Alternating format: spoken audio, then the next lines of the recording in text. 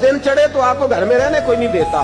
आपने तो बिल्कुल घर का ख्याल करना ही छोड़ दिया है। मुझे तो समझ नहीं आती कि सारी जिम्मेदारियां मुझ पर डाल दी हैं। कुछ ख्याल होना चाहिए, कुछ आपको एहसास होना चाहिए। हजरत उमर चुप करके सुन रहे हैं। अब वो भी बंदा बाहर खड़ा सुन रहा है। काफी देर गुजर गई तो हजरत उमर कहने लगे अगर तेरी बात खत्म हो गई है तो मैं जाऊं?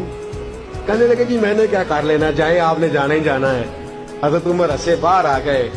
बाहर आके उसको कहने लगे क्या बात है भाई, तेरी क्या मसला है, किस लिए आया है? तो वो हंसने लगा, कहने लगा हुजूर मैं आपको क्या मसला बताऊं, मेरी इतनी दाढ़ी नहीं जितनी आपकी है।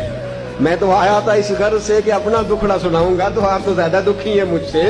वो जो काम अंदर हो रहा था वो मैं माजरत से सुन बैठा हूं चूंकि खड़ा दरवाजे पे था। तो हुजूर मैं जिस मकसद के लिए आया था मुझे तो अपनी भूल गई है, मुझे तो आपसे हमदर्दी हो गई है। हजरत फारूक आज़म मुस्कुराए और जो जुमला इरशाद फरमाया वो बड़ा कीमती। आपने फरमाया